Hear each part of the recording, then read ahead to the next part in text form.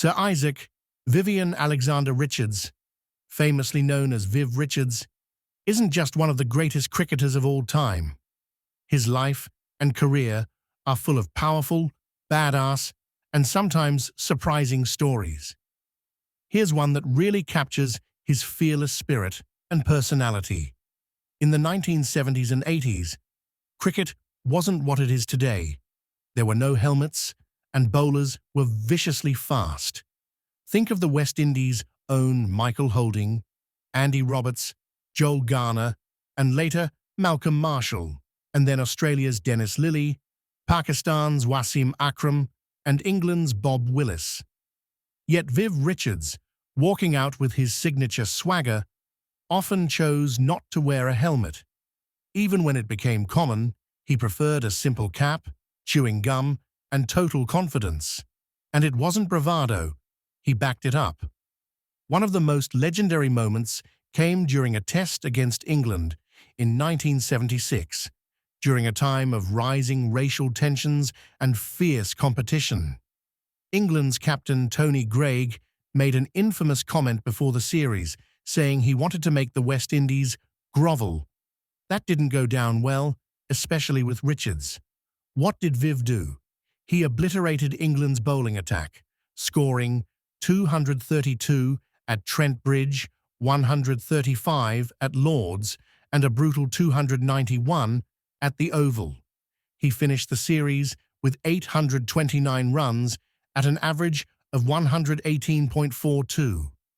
His batting was defiant, proud, and made a statement, not just about sport, but about dignity, pride, and identity. Viv Richards didn't just beat teams, he dominated them mentally. Famous quote from Richards is, "I never wore a helmet. That was my style. I never wanted to show any sign of weakness." Want more? He even turned down a blank check to play in apartheid-era South Africa, standing firm against racism despite the money. A true legend in every sense. Absolutely. Here's a deep and detailed dive into the early life and cricketing rise of Sir Vivian Richards, one of the most iconic figures in the history of cricket, not just because of his incredible talent, but also for what he stood for, where he came from, and how he carried himself with such fire and pride. Early life. Isaac Vivian Alexander Richards was born on March 7, 1952, in St. John's, the capital of Antigua and Barbuda, in the West Indies. He was one of 6 children, in a humble household. His parents, Malcolm and Gretel Richards, were working-class people. His father was a worker at the St. John's sugar factory, and Viv's early life was modest and grounded. Cricket was part of the Caribbean's culture, almost like a religion, and for Viv, it started at home. His father was a keen cricketer himself and often talked about the game. But even more instrumental was Viv's older brothers, especially Mervyn and Donald, who were already making waves in the local cricket scene. They encouraged him, guided him, and even played with him in the yard and on the beach, which is where his love for the game grew. Viv attended St. John's Boys' School and later Antigua Grammar School, where he excelled not just in cricket, but also in football, soccer. In fact, he was good enough to consider a professional football career and was a passionate supporter of Liverpool FC. But cricket was his true love. He played local club cricket for St. John's Cricket Club and then Antigua Shell Shield team, and his talent was unmistakable. He had this explosive natural ability combined with an unteachable calmness under pressure. He wasn't just a slogger, he was smart, with an instinctive sense of the game. His early role model, the great Sir Garfield Sobers, another West Indian icon who had set the bar for Caribbean cricket. Viv admired his versatility, flair, and authority on the field.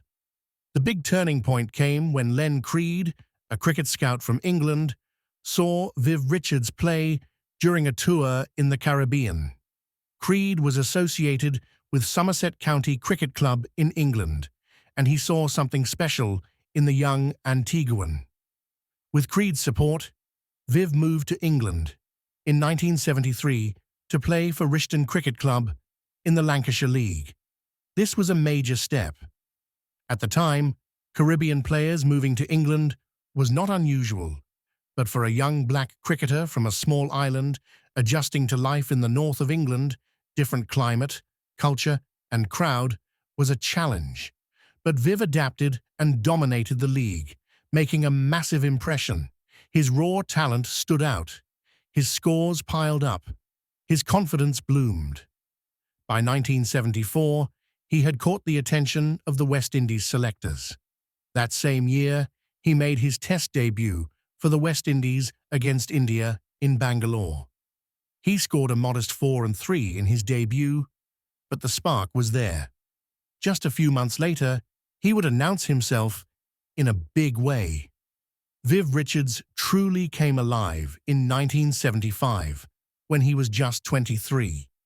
That year marked the first ever Cricket World Cup held in England, and Richards was part of the West Indies squad. Though he didn't bat much in the early matches, he made his mark in the final against Australia. West Indies were in a tricky spot, but Richards showed his brilliance in the field with 3 runouts that turned the tide. His fielding was electric and fearless, an underrated part of his legacy. By the 1976 tour of England, Richards was on fire.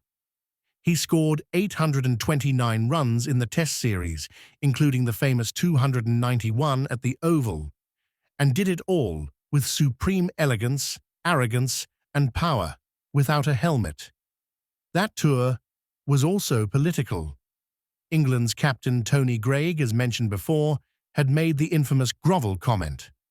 Richards, along with teammates like Michael Holding and Andy Roberts, made sure the West Indies responded not just with words, but with pure dominance on the field. This was the series that transformed Richards into a legend. His style, chewing gum, wide stance, no helmet, eyes locked onto the bowler, became his trademark. He wasn't just playing, he was performing. Viv Richards wasn't just a cricketer, he was a proud black man from a post-colonial Caribbean nation, and he carried the weight of representing not just his island, but his entire region, and in many ways, black excellence worldwide. He refused to compromise on his beliefs. In the late 1970s and 1980s, several top cricketers took lucrative deals to play in South Africa, which was under apartheid. Viv Richards was offered a blank check to play there, meaning he could name any price. He turned it down flat. He believed in justice, equality, and doing what was right, even when it meant sacrificing a fortune.